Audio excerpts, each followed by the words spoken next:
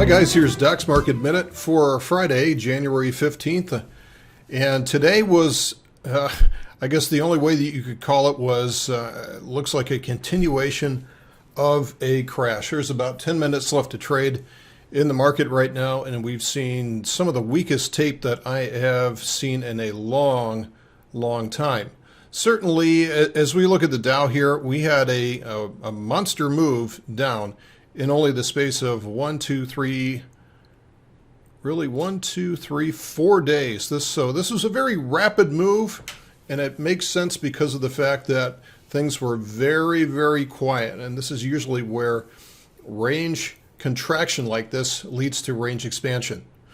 And so we had kind of the same thing going on, and this is what I've been talking about for quite a while now, is that the monthly chart is starting to get into the point now, or had started to get up to the point a couple weeks ago, where I started to bang on the table and say, hey guys, we've got a really big move coming, and it's either going to come to the upside or to the downside. Now I know that that sounds almost kind of ridiculous.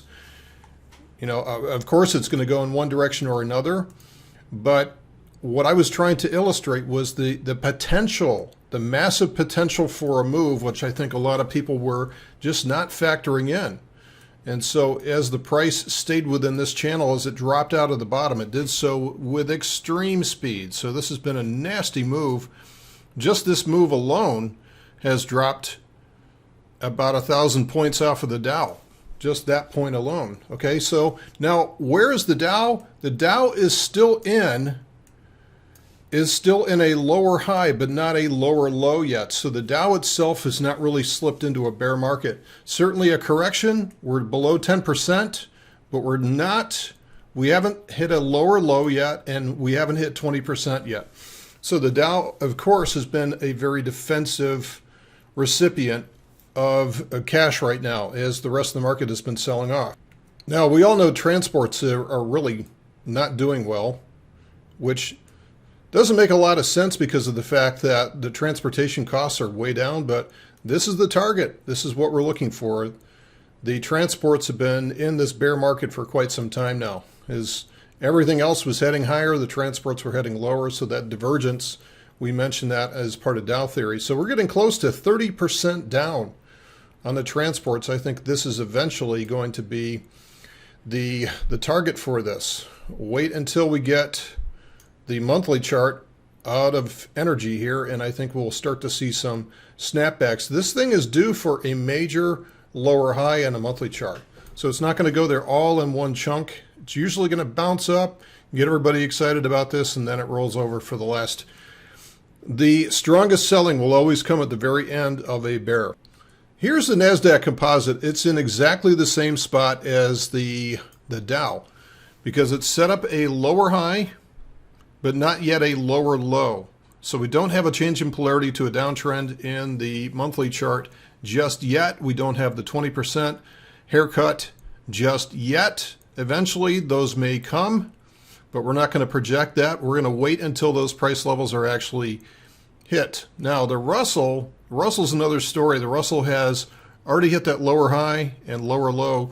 The Russell has got a lot of these small energy companies in there that are just getting absolutely crushed because of Saudi Arabia and now Iran coming online. So with a monthly downtrend now, what's in focus is got to be this 870 level on the Russell. So that's got to be in focus next for this to come down. Again, I doubt that this is going to come down on this particular monthly swing. I think what we'll see is probably something similar to this, where we have a relief rally for a few months, coming back up to maybe 1100, and then I think the last of the selling will kick in, and this is going to be very nasty. So it's, you know, I really hesitate to forward project on these things and talk about the future, but a monthly downtrend is not something that we see very often.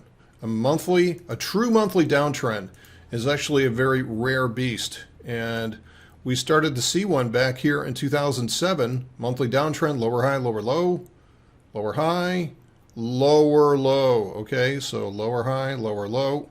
Okay, once a monthly downtrend kicks into gear, all of a sudden everybody, when in doubt, palms out, it's time to sell. So a short-term opportunity would be to sell credit spreads down in this area. It's going to take a leap of faith. It's not going to be the easiest trade to take, but with today's implied volatility, it should be able to secure credit spreads below that 870 level. Or if you're playing on the IWM, that would be below the 880 level. Let's take a look at the IWM just real quick for that. And yeah, that's actually below the 86.5 level. So the 86.5 level is where we want to be getting these positions below that level.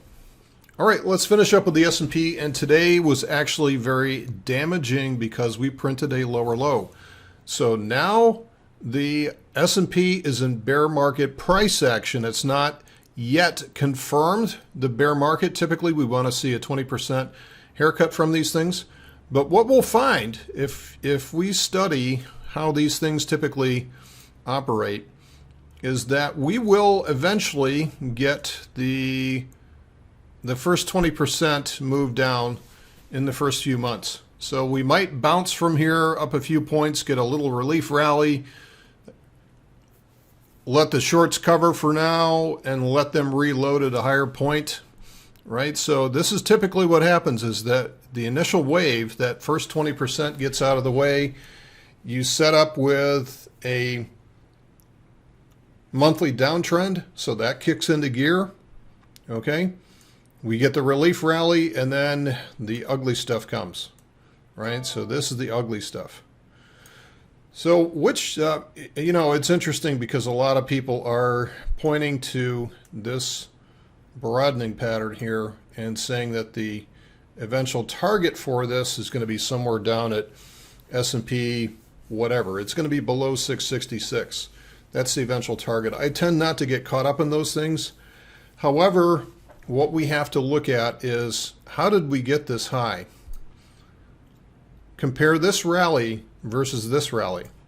And what's the difference? The difference was quantitative easing. Okay, so the difference was quantitative easing, which was artificial. So what we might have is we may have the mother of all reversion to the means here. So I'm definitely going to be getting ready with everything that I have throughout 2016 to get ready to get in line and get in the character with this type of market because it's not easy. It is not easy at all, and you have to be prepared to be able to trade this.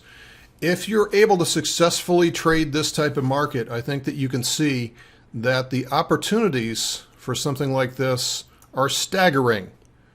The opportunities for something like this are staggering, but you have to be prepared. This is not something that you can just wade into and figure it out on the fly. So with that, that's really all I have to talk about today. Today was a very damaging day and really kind of confirms some of our fears that 2016, I think, is going to be a difficult year to trade. So with that, I hope not too much damage was done to your account and that you're still standing and that you're ready to apply yourself to this new market. Thanks for listening, folks. Have a great weekend. Don't forget, Monday is a market day off, but watch the futures.